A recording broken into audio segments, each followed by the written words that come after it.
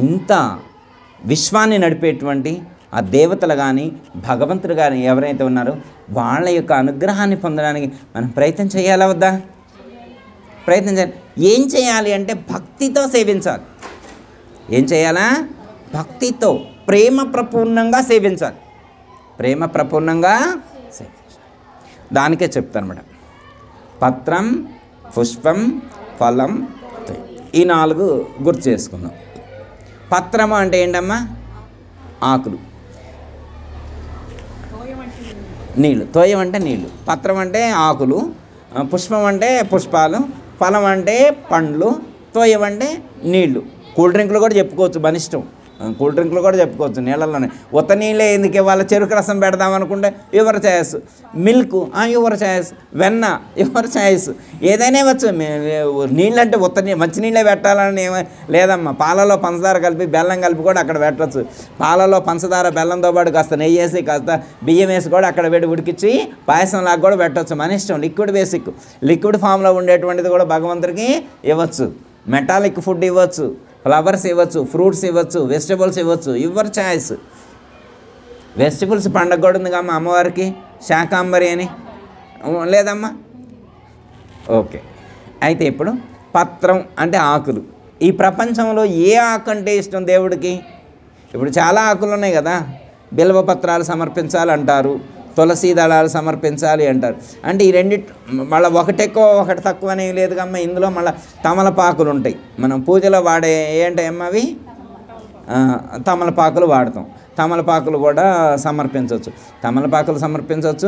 బిల్వపత్రాలు సమర్పించవచ్చు, తులసి దళాలు సమర్పించవచ్చు.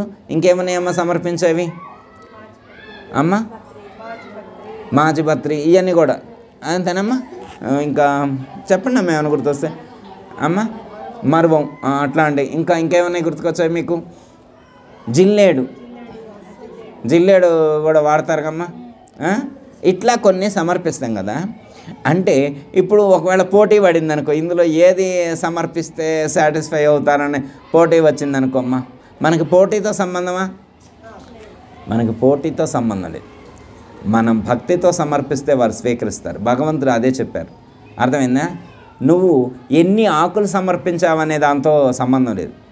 అర్థమైందమ్మా? 1,00,000 తులసి దళార్చన అంటాడు. 1,00,000 తులసి దళార్చన అంటే 1,00,000 తులసి దళాలతోటి అర్చన చేశారనుకో, ఓకే, ఐఎమ్ సాటిస్ఫైడ్. 1,00,000 కూడా అక్కర్లా. ఏక బిల్వం సమర్పయామి, ఏక బిల్వం శివార్పణం. ఒక్క బిల్వ దళాన్ని సమర్పించినా ఐఎమ్ సాటిస్ఫై. ఒక్క తులసి దళాన్ని సమర్పించిన, అర్థమైందమ్మా, సమర్పిస్తే ఐఎమ్ యాక్సెప్టెడ్, ఐఎమ్ సాటిస్ఫై. నేను సాటిస్ఫై అవుతా. ఎప్పుడు? నీవు భక్తి ప్రపూర్ణంగా సమర్పిస్తే నేను సాటిస్ఫై అవుతా. మనం భక్తి ప్రపూర్ణంగా సమర్పించాలి కదా. సపోజ్ ఉదాహరణ, మీరు ఎప్పుడైనా విన్నారమ్మా ఆకులు సమర్పించి భగవంతుడి యొక్క అనుగ్రహాన్ని పొందిన వాళ్ళు? తమలపాకులు కానీ తులసి దళాన్ని సమర్పించారు. సత్యభామాదేవి మొత్తం శ్రీకృష్ణ పరమాత్మని అమ్మటానికి చూస్తారన్నమాట. నారదుడు శ్రీకృష్ణుడు కలిసి ఒక చిన్న తులాభారం నాటకం ఆడినప్పుడు మొత్తం ఇంట్లో ఉన్న బంగారం మొత్తం కూడా సమర్పిస్తారు. అంటే ఏంటి అర్థం? మరి బంగారానికి అనుగ్రహించిన భగవంతుడు, మరి బంగారానికి అనుగ్రహించకపోతే వైభవ లక్ష్మీ వ్రతం చేయటం, లేకపోతే శ్రీ సూక్త పారాయణాలు ఇవన్నీ మనం చేస్తాం కమ్మా. మరి లలితా సహస్రనామాల పారాయణం కానీ, వైభవ లక్ష్మీ వ్రతాలు, లక్ష్మీ స్తోత్రాలు ఇవన్నీ చేస్తాం. కనకదార స్తోత్రం ఇవన్నీ చేస్తామా చేయవా? డబ్బులు వద్దనే అంటే డబ్బులు సమర్పిస్తే భగవంతుడు కలగదనే? భగవంతుడు అనుగ్రహం కలగదనే అమ్మ? భక్తితో సమర్పించాలి. అది నువ్వు బంగారాన్ని సమర్పిస్తున్నావా, ఎలాంటిది సమర్పిస్తున్నావు అనేటువంటిది ప్రధానం కాదు. భక్తితో సమర్పిస్తున్నారా లేదా అనేటువంటిది ఇక్కడ చాలా ముఖ్యమైనటువంటిది. అప్పుడు శ్రీకృష్ణ పరమాత్మ తోగడమ్మ, బంగారం మొత్తానికి తోగకపోతే అప్పుడు రుక్మిణీదేవి దగ్గరకు వచ్చి రిక్వెస్ట్ చేస్తుంది. అయిపోయింది, ఇక స్వామి మన నుంచి దూరం అవుతాను, నేను అమ్మేసిన నారద మహర్షికి బంగారంతో తూకం వేద్దామంటే బంగారానికి అందేట్టు లేడు అని చెప్తే అప్పుడు రుక్మిణీదేవి అప్పుడు తులసి పూజ చేస్తూ ఉంటుంది.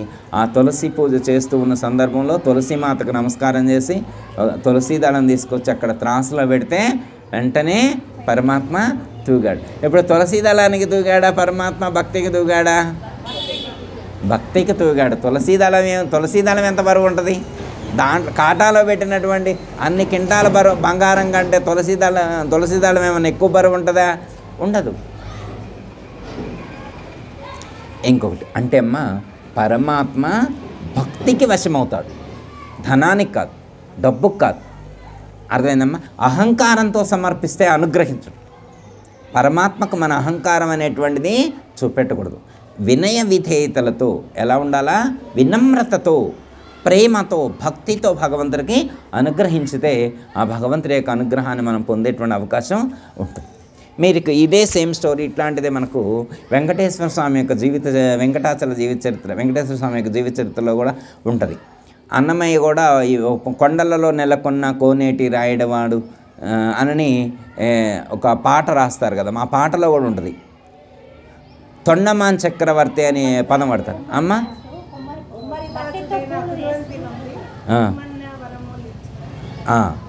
ఇక్కడ తొండమాన్ చక్రవర్తి, నంబి, దాంట్లో చెప్పినటువంటి నంబి ఇద్దరు అన్నమాట.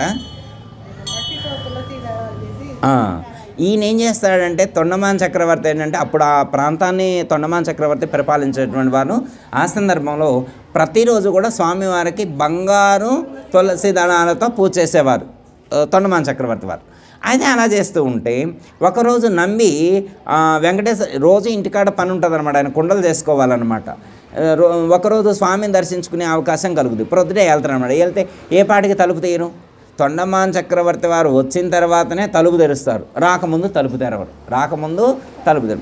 స్వామి దర్శనం కాలేకపోయింది. ఆ తొండమాన్ చక్రవర్తి ఎవరు, ఆయన కనుక ముందే వచ్చినట్టయితే స్వామి దర్శనం అయ్యేదే, నాకు ఇంటి దగ్గర చాలా పని ఉంది అని చెప్పి చాలా బాధపడుతూ, స్వామి దర్శనం కాలేదని చెప్పి బాధపడుతూ ఇంటికి వెళ్తాడు. ఇంటికి వెళ్ళిన తర్వాత ఆయన బంగారపు తులసి దళాలతో పూజ చేస్తున్నాడు కదా, ఈయన ఏం చేశాడంటే మట్టితోటే తులసి దళాలు చేసి సమర్పిస్తూ ఉంటాడనమాట స్వామివారికి, భక్తితో. నంబి అన్నమాట. అప్పుడు తొండమాన్ చక్రవర్తి అక్కడ బంగారపు పుష్పాలు సమర్పిస్తుంటే వేసిన ప్రతి పుష్పం కూడా మట్టి పుష్పంగా మారిపోతుంది అనమాట, మట్టితో తయారైనగా మారిపోతుంటుంది. ఆయనకి అర్థమైంది అనమాట, ఏదో తేడా జరిగింది, సంథింగ్. వెంటనే పూజ ఆపుతారు. ఏదో నా వల్ల పొరపాటు జరిగింది అని చెప్పి గుర్తిస్తారు. ఏం జరిగింది ఇవాళ అంటే అప్పుడు అక్కడ ఉన్నటువంటి పూజారి గుర్తించి, అయ్యా మీరు గుడి తెరవటం మీకోసం ఆపినాం కదా, లేట్ అయిందని చెప్పి ఒక భక్తుడు బాధపడుకుంటూ వెళ్ళాడు అంటాడు. ఎవరు ఆ భక్తుడు అంటే, నంబి అని ఆ కుండలు చేసుకునేటువంటి ఒక భక్తుడు ఉన్నాడు అని చెప్తే, ఎక్కడ ఉంటాడని అక్కడికి వెళ్తాడనమాట. అప్పుడు ఆయన దగ్గరకు వెళ్ళి చూస్తే అక్కడ ఆయన వేసినటువంటివి మట్టి దళాలన్నీ కూడా బంగారపు దళాలుగా మారిపోతాయి అన్నమాట.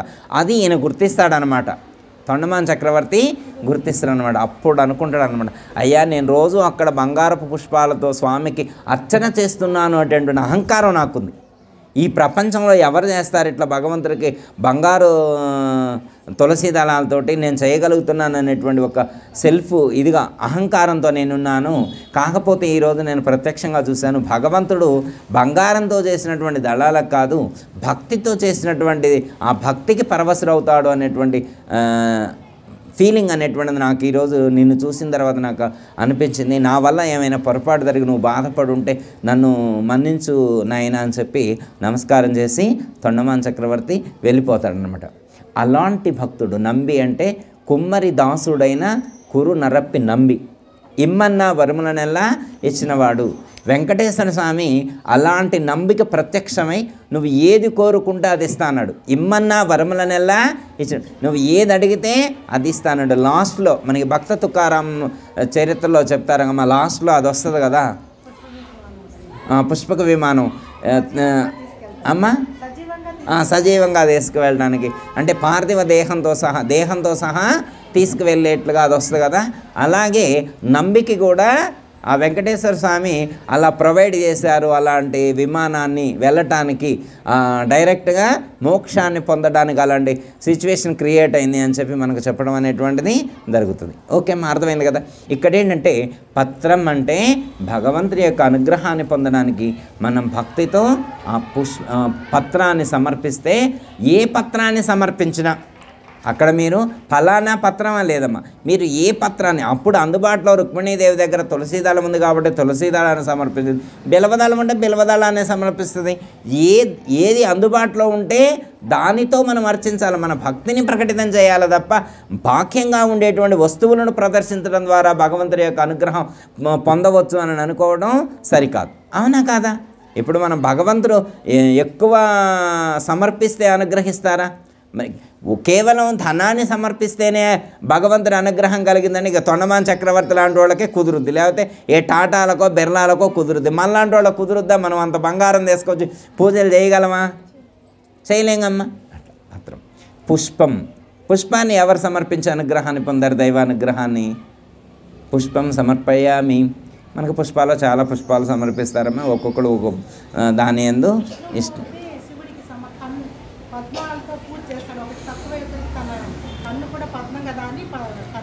ఓకే, అది ఒకటి ఉంటుందమ్మా మనకి భగవద్గీతలో ఇక్కడ సూచించిన దాంట్లో.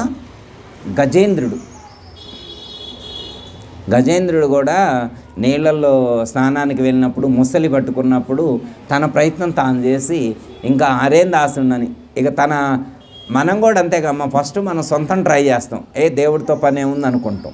ఇంత తెలివిగలవాళ్ళం మనం ఈ మాత్రం బిజినెస్ చేయలేమా అని అనుకుంటాం. అర్థమైందమ్మా? ఈ మాత్రం తెలివి తక్కువ మనం అనుకుంటాం, ట్రై చేస్తాం. ఎప్పుడన్నా కొంతకాలం అయిన తర్వాత అర్థమైపోయింది మన తెలివి సరిపోదని చెప్పి మనకు అర్థమైంది. అప్పుడు భగవంతుడి యొక్క సహాయం తీసుకోవాలంటే మనం అనుకుంటాం.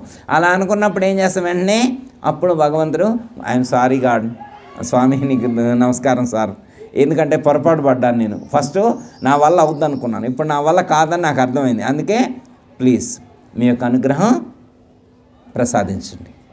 అట్లాకి గజేంద్రుడు వాడు ఫస్ట్ అనుకున్నాడు. ముసలి వచ్చి కాలు పట్టుకుందనమాట. ముసలి వచ్చి కాలు పట్టుకుంటే అది ఒక పురుగు వచ్చి పట్టుకుంది, అదంతా కాలుతో ఇసిరేస్తే అవతల పడిద్దిలే అనుకున్నాడు. అహం అన్నమాట. కానీ అది పట్టుకున్నటువంటి పట్టు దానికి స్థానబలంగా అమ్మ, ముసలికి నీళ్ళలో స్థాన బలిమి లేని తలబలిమి కాదయ్య విశ్వదాభిరామ వినరమేమంటారు కదా, ముసలికి నీళ్ళలో స్థాన బలం ఉంది, అందుకని గట్టిగా పట్టుకుంది, బయటికి రాలేకపోతాడు.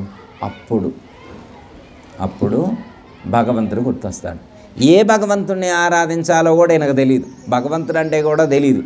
ఎవ్వని చేజనించు జగమెవ్వని లోపల నుండు లీలమై ఎవ్వని ఎందుడిందు పరమేశ్వరుడెవ్వడు, మూల కారణం బనాది మధ్యల ఈడెవ్వడు, ఈ సర్వము తానే అయిన వాడెవ్వడు, వానిని ఆత్మభవ ఈశ్వరునే శరణంబు వేడదని. వేడు ప్రాణంబులు విలోలంబై, అయ్యా ప్రాణాలు పోతున్నాయి, కొట్టబోతున్నాయి, పోయేట్టున్నా నన్ను రక్షించు తండ్రి అని చెప్పి అక్కడ అందుబాటులో ఆ కొలంలో ఉన్నటువంటి ఒక పుష్పం ఉంటే ఆ పుష్పాన్ని తీసి భగవంతుడికి సమర్పిస్తాడు. అలాంటి ఎన్విరాన్మెంట్లో ఆయనకి ఏమి అందుబాటులో ఉంది? ఆయన ఏమన్నా ఏరుకోరు, ఏమన్నా ఫ్లవర్ మార్కెట్కి వెళ్ళి ఏమైనా తెచ్చుకున్నాడు, ఆ ఫ్లవర్స్ ఏం లేదు అందుబాటులో. అక్కడ నీటి మడుగులో అక్కడ ఫ్లవర్స్ ఉంటే ఒక తామర పువ్వు ఏదో ఉంటే అది తీసి ప్రజెంట్ చేశారు. ప్లీజ్ హెల్ప్ మీ, నన్ను ప్రొటెక్ట్ చేయి, రక్షించు అంటే వెంటనే ఎలా వచ్చాడు అనే దానికి ఎంత చెప్తారమ్మా. ఫస్ట్ వీళ్ళు ఎక్కడుంటారు? అమ్మవారు స్వామివారు సిరికిని చెప్పడు, శంకురు చక్ర గదం ఏవైతే ఉన్నాయో వాటిని కూడా ఆయన తీసుకొని రాడు, అర్థమా? చేగోని రాడు, అర్థమైందమ్మా? అమ్మవారు ఆయన కలిసి ఉద్యానవనం ఉంటుంది అనమాట, నందనవనం, అక్కడ కూర్చొని వాళ్ళు ఎంటర్టైన్మెంట్ ప్రోగ్రాంలో ఉంటారన్నమాట. అలా ఉన్నటువంటి సమయంలో అంటే మనకు అర్థం కావడం కోసం ఇదంతా వర్ణించి చెప్పారు పోతనామాచులు వారు. అంటే ఒక భక్తుడు ఆపదలో ఉన్నప్పుడు భగవంతుడు ఎలాంటి ఎన్విరాన్మెంట్లో ఉన్నప్పటికీ కూడా, ఎలాంటి ఆనందమయ సుఖమయమైనటువంటి ఎన్విరాన్మెంట్లో ఉన్నప్పటికీ కూడా ఆ సుఖాలన్నింటికంటే కూడా భక్తుడు అంటేనే ఇష్టం, భక్తుడి వైపే మొగ్గు చూపిస్తాడు అనే దాన్ని మనకు చెప్పడం కోసం చెప్పినటువంటి సిస్టమ్ అన్నమాట ఇదంతా కూడా. అర్థమైందమ్మా? దాంట్లో చెప్తారు మందార మకరంద అని పద్యం కూడా రాస్తారు పోతనామాసులు, అది చాలా బాగుంటుంది. మీకు వీలైతే ఒకసారి భాగవతంలో అది చదువుకోండి అమ్మా. దీంట్లోనే చెప్తారు, దీంట్లో కూడా అర్థమైందమ్మా. అయితే అప్పుడు గజేంద్ర మోక్షంలో అప్పుడు ఈయన వేడుకుంటే ఫస్ట్ ఆయన వస్తారనమాట. ఎవరు? విష్ణుమూర్తి. ఎక్కడికి వెళ్తానమని అడుగుతారు అమ్మవారు. అక్కడ గాని చెప్పిండంటే ఇక్కడికంటే గజేంద్ర జాన్ ఇక్కడికి వచ్చా చెప్పిండనమాట. అంత ఫాస్ట్గా వచ్చాడని చెప్తారనమాట, వర్ణిస్తారనమాట. గా అంటే అక్కడ చెప్తారు, జాని అంటే గజేంద్రుడి దగ్గర కానీ చెప్పే లోపలనే వచ్చేస్తాడనమాట అంత ఫాస్ట్గా. అంటే కొంగు ముళ్ళేసుకొని కూర్చుంటారనమాట అక్కడ ఎన్విరాన్మెంట్లో విష్ణుమూర్తను లక్ష్మీదేవి. అవి విప్పుకోకుండానే ఆయన అలాగే వచ్చేస్తాడనమాట. వచ్చేస్తే మరి కొంగు ముడేస్తుంది కదా, లేకపోతే ఆయన వదిలేసేది. కొంగు ముడేస్తుంది, ఇప్పే టైం కూడా ఆయన లేదు కదా. వెంటనే ఆయన వచ్చింది. తర్వాత గద చక్రం అవన్నీ వెనకొచ్చినాయి అనమాట. ఓకే అమ్మా, ఇలా చెప్తే మీరు పోతనామాచార్యులు రాశారమ్మ. ఇది వస్తే భగవంతుడు వచ్చి ముసలిని ఖండించాడు, ఏనుగుని రక్షించాడు అనేటువంటిది స్టోరీ. ఇది మనకు అర్థమైంది. అయితే శ్రీనాథుడు పేరున్నారమ్మా, పోతనామాచుడి యొక్క బావగారు. పోతనామాచుడి యొక్క బావగారు ఈ స్టోరీ రాసిన తర్వాత ఆయన వచ్చి ఇది రాసే రోజునే ఆయన కూడా వచ్చాయంట. శ్రీనాథుడు వచ్చి చూశాడంట, ఏం బావగారు అలా ఏం రాశారు, ఏంటి కథ అంటే, ఇట్లా ఇది రాయించారు పరమాత్మ అని చెప్పారు. రాసిన నువ్వు పిచ్చోడివే, నువ్వు రాంచుకున్న మీ దేవుడు పిచ్చోడే, ఇంత తిక్కల దేవుడు ఉంటాడని కానీ ఇంత తిక్కల భక్తుడు ఉంటాడని నేను అనుకోలేదు. ఏం దేవుడా మీ దేవుడు, అంత తెలివి తక్కువడా, ఏం భక్తుడివే నువ్వు, ఇట్లా రాయటమేనా అని చెప్పి అంటాడు. అదేంది బావగారు అలా అన్నారు అంటాడు.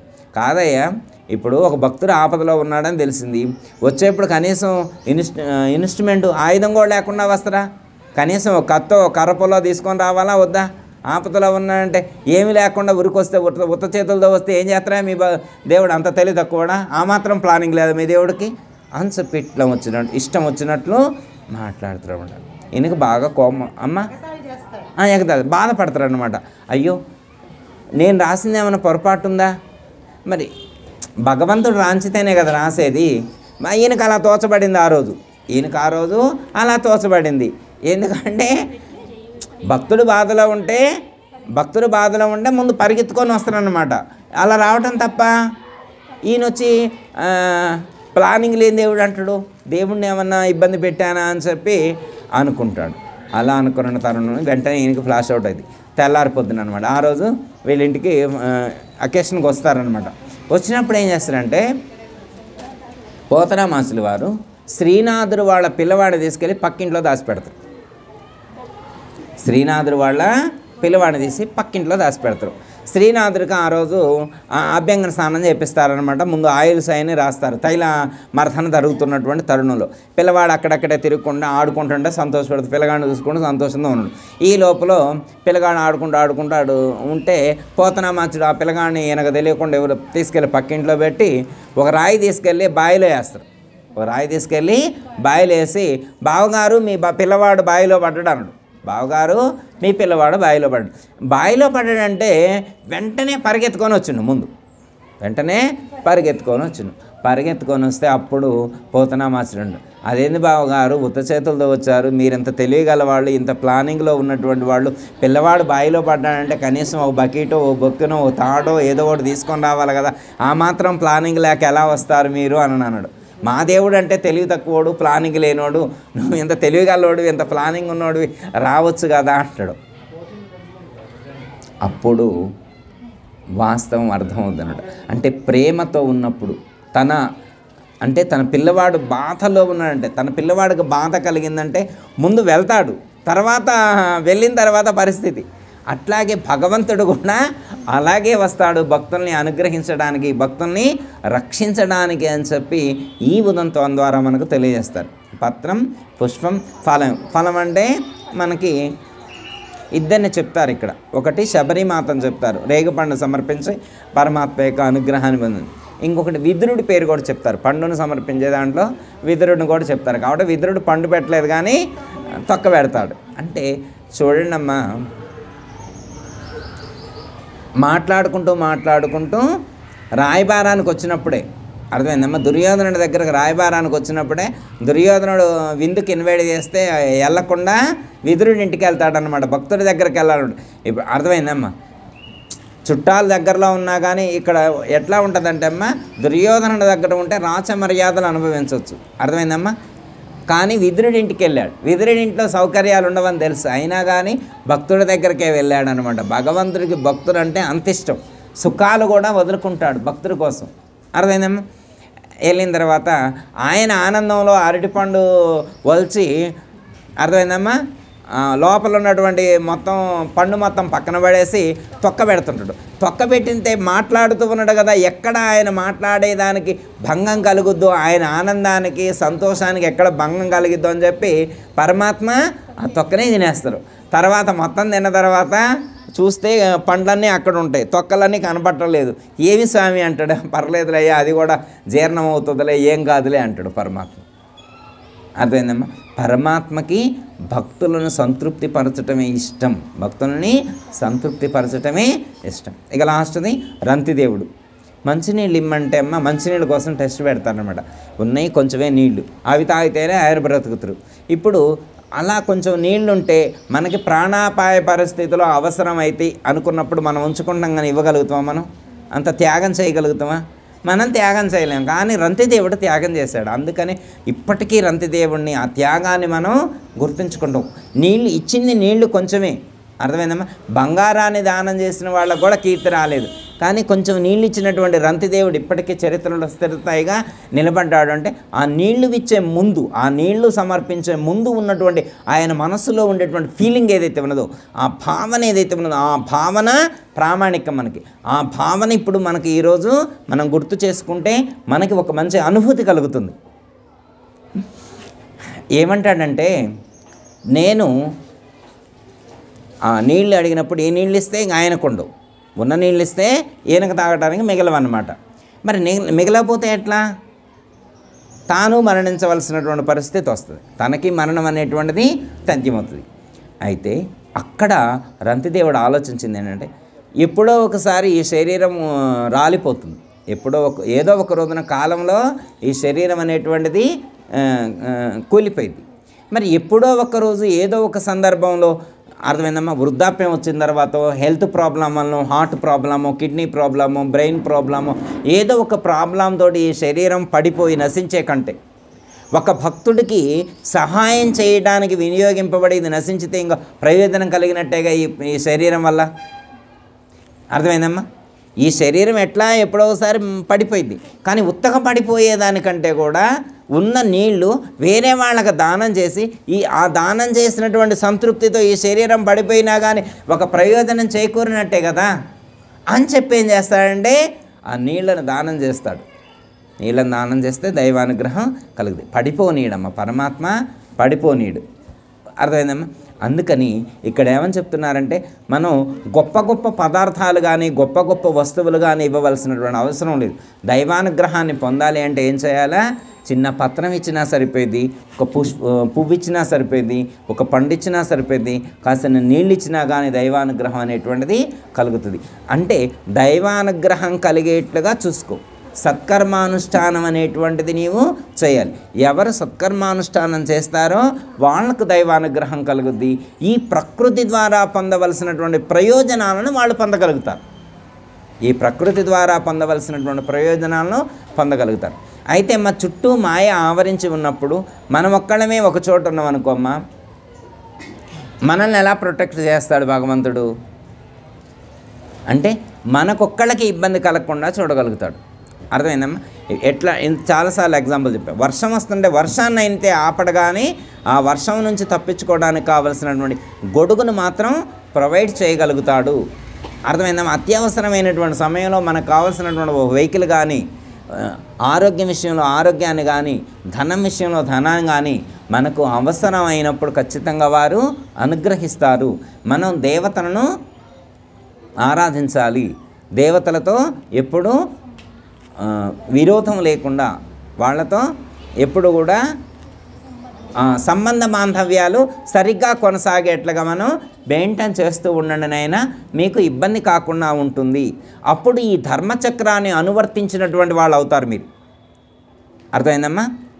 చక్రం నాను వర్తయ తీహయ అంటే మీరు ఈ ధర్మచక్రాన్ని అనుసరించి నడిచిన వాళ్ళు కావాలి. ఎవరు ధర్మచక్రాన్ని అనుసరించి నడుస్తూ ఉంటారో వాళ్లకు దేవతల ద్వారా కలగవలసినటువంటి మేలు కలుగుతుంది. దేవతల ద్వారా కలగాల్సినటువంటి మేలు కలుగుద్ది అని చెప్పి ఇక్కడ చెప్తున్నారు. లేకపోతే ఈ యొక్క జీవితం వ్యర్థమైపోయినట్టే, ఈ జీవితం వ్యర్థమైపోయినట్టే అని చెప్తారు. ఇక్కడ ఇంద్రియారామం అంటారు. అంటే ఇంద్రియాల యొక్క విషయ సుఖాలకు లోనై, ఇంద్రియాల యొక్క విషయ సుఖాలకు లోనై దైవాన్ని మర్చిపోతే మీకు అఘాయుహు అంటే పాపమే ప్రాప్తిస్తుంది. ఏమొస్తుంది? పాపం వస్తుంది. పాపం రావడానికి వేరే దుష్కర్మ చేయవలసినటువంటి అవసరం కూడా లేదన్నారు. ఇక్కడ భగవద్గీతలో శ్రీకృష్ణ పరమాత్మ ఈ శ్లోకంలో ఏమని చెప్తున్నారంటే, మీరు పాపం చేస్తేనే దుష్కర్మ చేస్తేనే పాపం రావడం కాదు, ఇక్కడ దైవాన్ని మర్చిపోవటం కూడా పాపకర్మలో ఒక భాగమే. ఇక్కడ అర్థమైందమ్మా. విద్యాప్రకాశనంద స్వాముల వారు ఇక్కడ స్వామి తీర్థుల వారు చెప్పినటువంటి కొటేషన్ కోట్ చేస్తారు. ఇక్కడ స్వామి రామతీర్థ ఉన్నారు కమ్మ, వివేకానంద స్వామిలాగే అనమాట వారు కూడా, స్వామి రామతీర్థ కూడా. ఆయన ఏమంటే, to forget God is sin. దైవాన్ని మర్చిపోవటం కూడా పాపమే. మనం మర్చిపోయిన సందర్భం ఉంటుందమ్మా? అసలు మనం మర్చిపోతామా దైవాన్ని? ప్రతి క్షణం అదే భావంతో ఉంటాం. ఎవరో ఉంటారు మనం కాకుండా లోకంలో ఉండేటువంటి వాళ్ళు ఉంటారు. వాళ్ళు ఎలా ఉంటారు? ఇంద్రియాల యొక్క విషయ సుఖాలతో జీవిస్తూ ఉంటారు. సపోజ్ అమ్మ సత్సంగం జరుగుతుంది అనుకోమ్మ, ఎండ ఎక్కడ ఎక్కువ ఉందని చెప్పి సత్సంగానికి రాని వాళ్ళు ఉంటారమ్మా? ఒకవేళ ఎండ ఎక్కువ ఉందని సత్సంగానికి రాకుండా ఉంటే వాళ్ళు ఈ కోవకు చెందినటువంటి వాళ్ళే. ఇంద్రియ సుఖానికి మనకి ఇంద్రియాలు ఎన్ని ఉన్నాయమ్మా?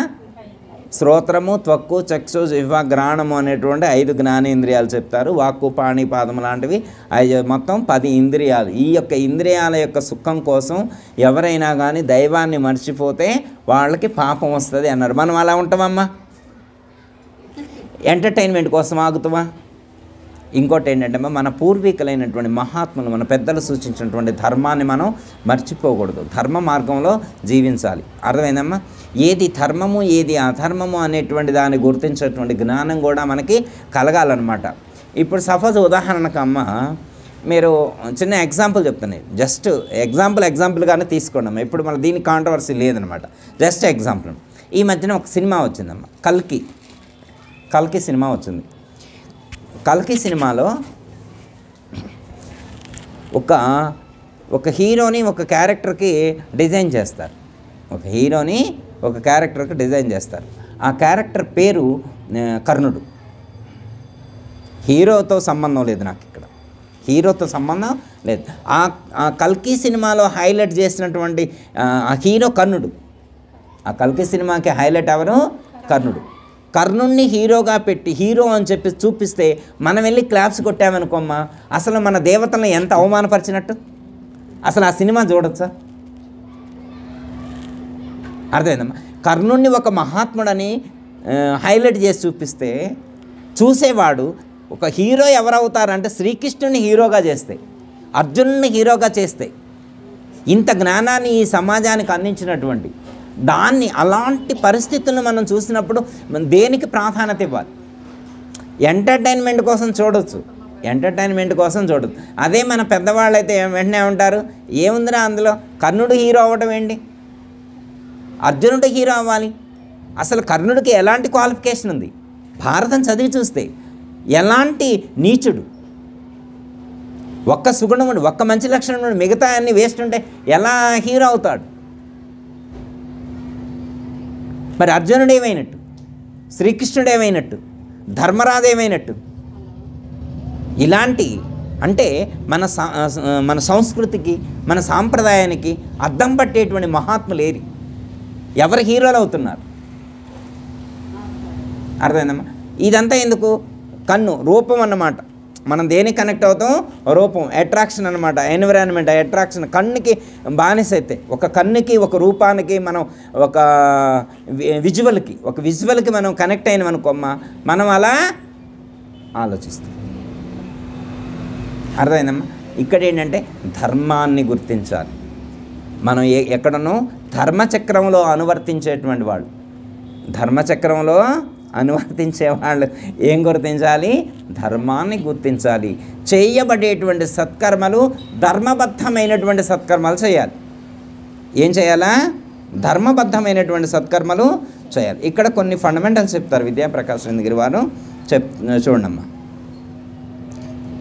దైవమును విస్మరించి దృశ్యమును నమ్ముకొని విషయలోలుడై పాపపు బ్రతుకును. ఎవరు? ఇక్కడ పైన సూచించినటువంటి, అర్థమైందమ్మా? ఏవం ప్రవర్తితం చక్రం నాను వర్తయతీహయ అంటే అమ్మా, ధర్మచక్రమనందు ప్రవర్తింపనటువంటి వాడు, ధర్మచక్రాన్ని అనుసరించకుండా నడిచేటువంటి వాడు ఎలా ఉంటాడు అంటే ఏమని చెప్తున్నారు? ఏలయనినా అతడు దైవమును విస్మరించి ఏం చేస్తాడు? ఫస్ట్ దైవాన్ని విస్మరిస్తాడు.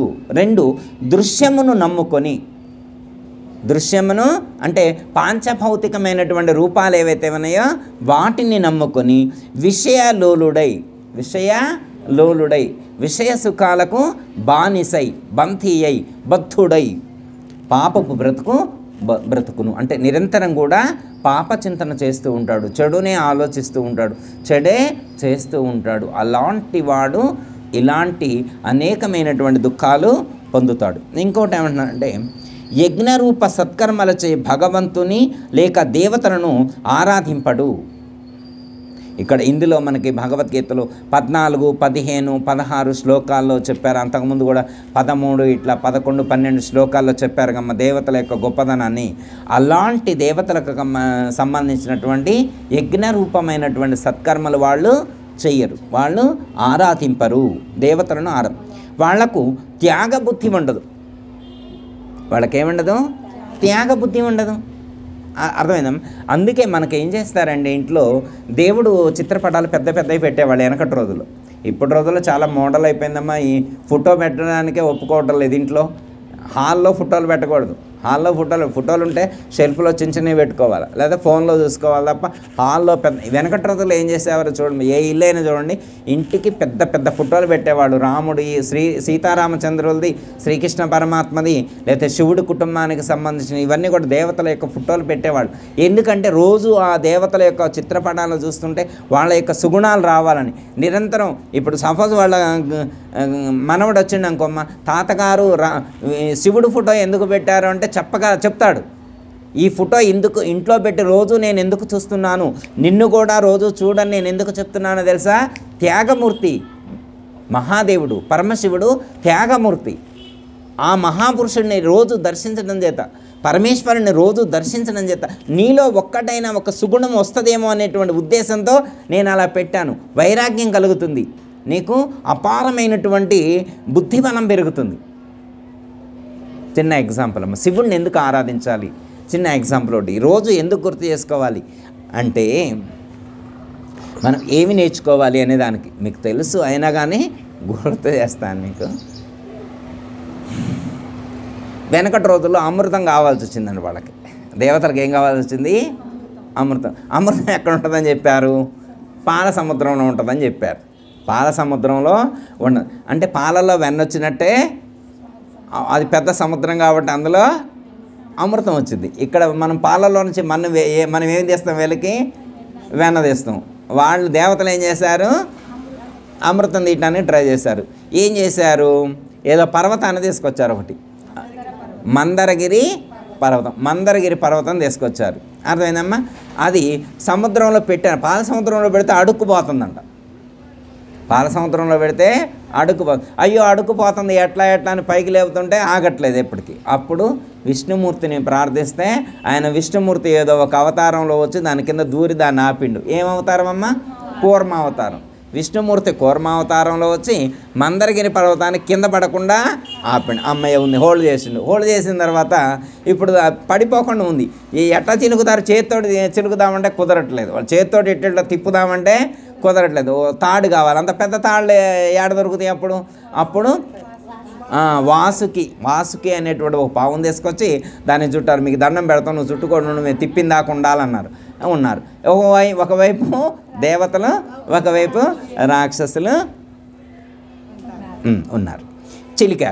చిలికితే ఫస్టే అమృతం రాలేదు. ఫస్ట్ ఏమొచ్చింది? హాలాహలం వచ్చింది. ఏమొచ్చింది? హాలాహలం, విషం.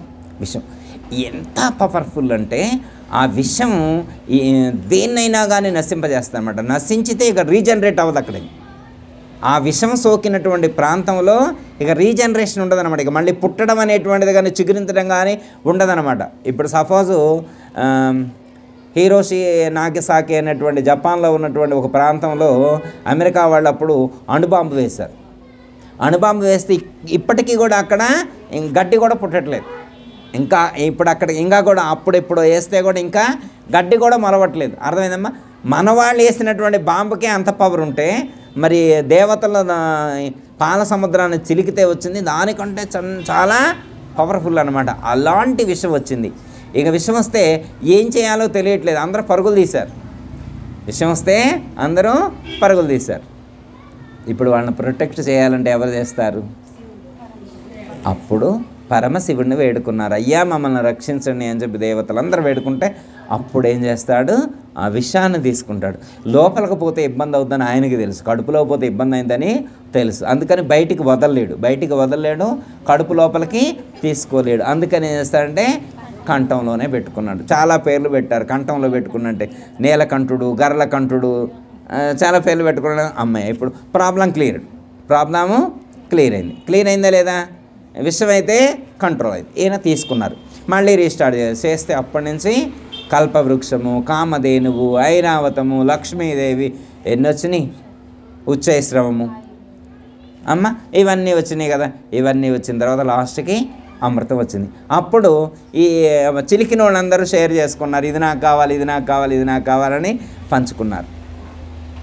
పంచుకునేప్పుడు కనీసం వీళ్ళైనా కానీ అయ్యో మనల్ని అప్పుడు ప్రొటెక్ట్ చేసిండు పరమశివుడు అనేవాడు ఒకడు ఉన్నాడు, ఆయన అప్పుడు విషయం తీసుకొని మనకి హెల్ప్ చేశాడు, ఏదైనా ఆయనకి ఇద్దామని వీళ్ళు అనుకున్నారా? వీళ్ళు అనుకోలేదు. వీళ్ళే ఇష్టం వచ్చిన తల ఒకటి పంచుకున్నారు. కానీ ఆయనైనా కానీ అడిగాడా? అరే అదేందిరా నాకు ఇవ్వకుండా మీరే పంచుకుంటున్నారు, నేను మీకు అప్పుడు హెల్ప్ చేశా, దున్నేప్పుడు నేనేమన్నా, చిలికేప్పుడు నేనేమన్నా, అప్పుడే కనుక నేను ఆ విషయాన్ని వదిలినట్టయితే ఏమో మీ పని అని చెప్పి ఆయన ఏమన్నా పోటీకి వచ్చిండా? రాలేదు. వీళ్ళు మర్చిపోయినా ఆయన పోటీకి రాలేదు. వాళ్ళు ఇవ్వలేదని ఏమైనా ద్వేషం ఉందా ఆయనకి? లేదు. అర్థమైందమ్మా? దేవుడు అంటే అలా ఉండాలి, భక్తుడు అంటే అలా ఉండాలి, జ్ఞాని అంటే అలా ఉండాలి. అర్థమైందమ్మా? మనకు ఇవ్వాల్సింది వాడు ఇవ్వకపోయినా కానీ క్షమించి వదిలేసే మనస్తత్వం. అర్థమైందమ్మా? అమృతాన్ని కూడా, అమృతం ఆయనకు అవసరం లేదు, పరమేశ్వరుడికి అమృతం అవసరం లేదు, కానీ దేనికి ఆశించలేదు. అది త్యాగానికి సంకేతం. పరమశివుడిని ఎందుకు ఆరాధించాలంటే త్యాగము అనే దానికి సంకేతం పరమశివుడు అనమాట. ఇలా మనం ఆ దేవతల యొక్క చిత్రపటాలు పెట్టుకున్నప్పుడు మనకి సద్గుణాలు, ఇప్పుడు శ్రీరామచంద్రుడి యొక్క ఫోటో పెట్టుకున్నామనుకో, మా సీతాదేవి ఫోటో పెట్టుకున్నామనుకో, మంచి సద్గుణాలు అలవడతాయి. సద్గుణాలు మనలో ఏర్పడటానికి అనమాట. మన పూర్వీకులు అలా చేశారనమాట. ఇప్పుడు అసలు హిస్టరీ తెలిస్తేగా పిల్లవాడికి టైంపాస్ కోసం పూజ అయిపోయింది. ఇప్పుడు టైంపాస్ కోసం పూజ చేసేవాడు ఏమి దైవానుగ్రహాన్ని పొందుతారమ్మా? వాడికి సిస్టమేటిక్తో సంబంధం ఏముంది? అర్థమైందమ్మా? వాళ్ళ ఇంట్లో సత్యనారాయణ స్వామి వ్రతం చేస్తున్నారు. భార్యను అరుస్తుండు ఆయన. భర్త భార్యను అరుస్తుండు. నేను చెప్పాను ఈ పంతులు వద్దంటే చెప్పాను, ఈ పంతులు గారినే పిలవాలి, చూడు 2 గంటలు చేసిండు పూజ. వ్రతం ఎక్కడ? సత్యనారాయణ స్వామి వ్రతం 2 గంటలు చేస్తారు ఎవరైనా? ఏ కాలంలో ఉన్నాడు ఈ పంతులు గారు? ఇంకా ఇది ఏమన్నా కృతయుగమా, ద్వాపరయుగమా, త్రేతాయుగమా, బీసీ కాలం ఉన్నాడంటే ఆయన నేను చెప్పానా నీకు అర్ధగంటలో అయిపోవాలన్నానా? ఈ కథలు ఇవన్నీ మనకు అవసరం లేదన్నా, షార్ట్కట్లో 2 మాటల్లో చెప్తే చాలన్నానా? ప్రతి సంవత్సరం వింటనే ఉన్నాగా కథలు. ఏం ఉపయోగం ఆ కథలు వినటం వల్ల? నేను చెప్పానా వినకుండా ఈ పంతులు గారిని పిలిపించి 2 గంటలు చేస్తున్నాను, టైం అంతా వేస్ట్ అవుతుంది, ఆఫీస్లో వెయిట్ చేస్తున్నాను, మీటింగ్ కోసం వెయిట్ చేస్తున్నానని చెప్పి అరుస్తూ ఉన్నాడు. ఇప్పుడు ఆయన పూజ మంచి భక్తితో చేసినట్టుగా అమ్మా.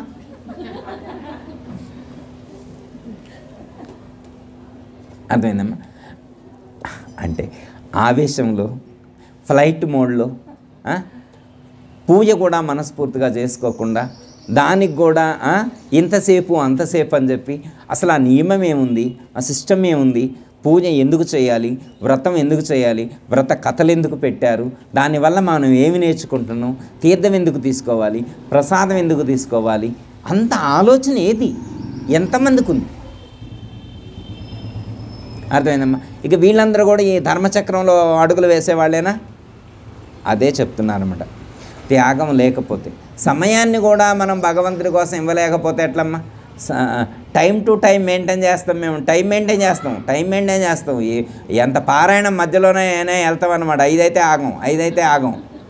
సత్సంగం మధ్యలోనే వెళ్తాం. టైం చూసుకొని వెళ్తాం. మేము టయానికి వస్తాం, టయానికి పోతాం. నువ్వు టైం లోపల చెప్పాలి. గురువుగారు ఏంది అర్ధగంట ఎక్కువ చెబితే ఎవరు కూర్చుంటారు?